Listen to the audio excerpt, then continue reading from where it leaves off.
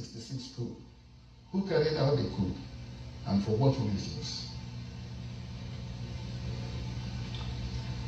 Thank you for giving me this opportunity to try and enlighten people on this coup that seems to be at the center of subsequent problems in Nigeria. The coup of January 15th, 1966 was actually led by Major Ifajuna, and he commanded the activities in the south, and Zobo, another major, coordinated the northern side of it from Kaduna. The reason for the coup, if you remember, Nigeria became independent in 1960. We had a government, a quasi-Westminster type government with a parliament and a ceremonial president, reflecting, as it were, the Queen of Great Britain. That was Dr. Nnamdi Azikiwe, and Tafawa Balewa was the president from the north. Now, the real problem with Nigeria has always been the imbalance of the federation that is and was known as Nigeria. I remember when I was at school, I was taught that the great thing about a federation was that no federating unit should ever be preponderant over the others. As it happened, the Nigerian Federation, when it was created, was given down to Nigerians from London. And that federation contained the imbalance of the North being preponderant, in fact, over the two other sides, the West and the East.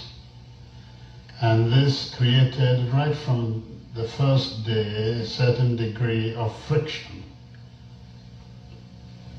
The North would dictate, and the South, whichever part of the South, could just complain if it's not in accord with what the North wished. The first few years of independence were not too bad, but a lot of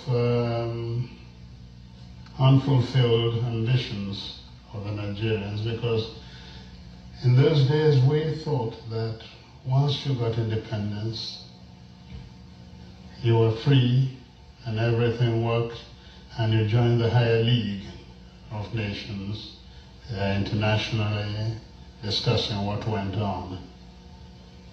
In fact, to Nigerians it looked as though, and indeed they tended to show, that independence in itself was the achievement.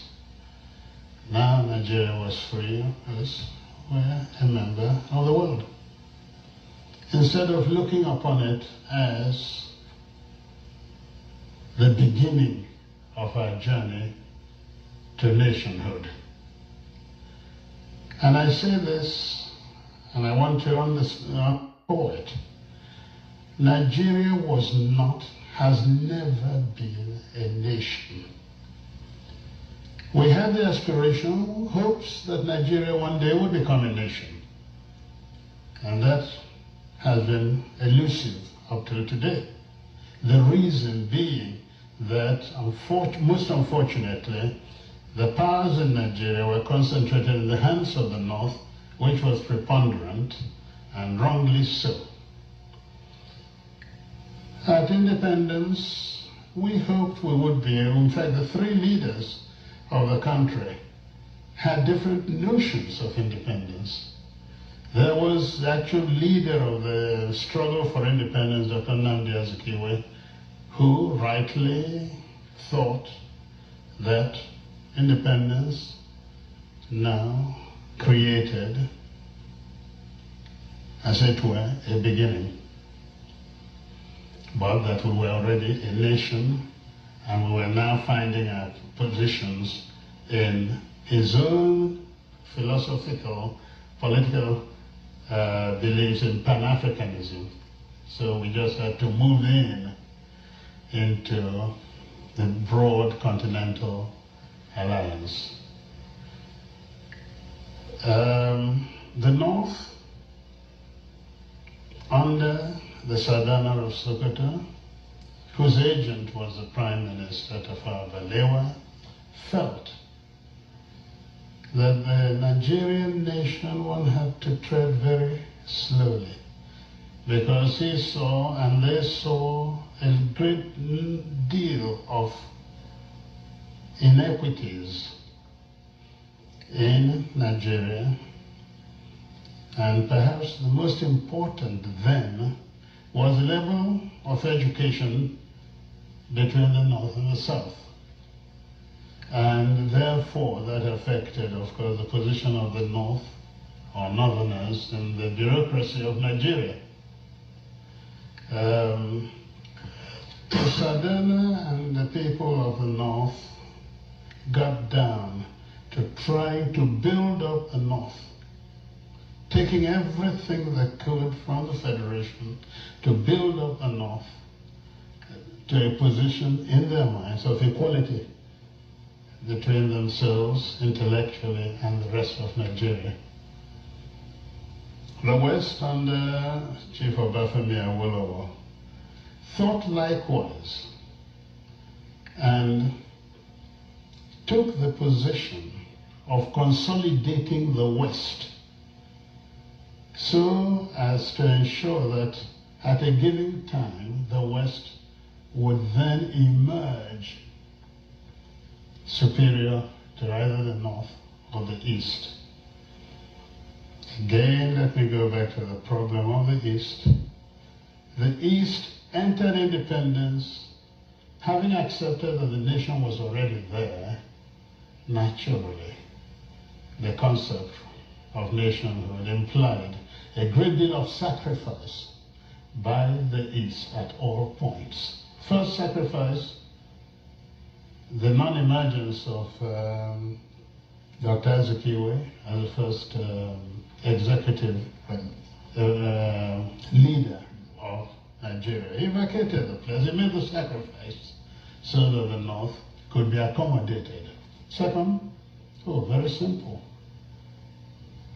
During the constitutional conferences, independence was offered Nigeria before 1960. But to be able to accommodate the North, that Dr. Azikiwe believed was already part of the nation, we got this rather odd situation where a nationalist refused independence to wait for the North, and so on. Yet, your question, sir, was a question of the reason for the coup. So let me go into it. The teething problems of Nigeria after 1960, the independence, manifested itself in a number of ways. There was a friction over the preponderance of the North. There was certain difficulties about religious beliefs in the country. There was corrupt, bad administration, and so on. But the real problem came from the West, which by 1966 was really in turmoil. And the reason was quite a simple one. Where does a leader lead from? In the North, the Sadana led from Kaduna in the North. His agent was in the South, Prime Minister.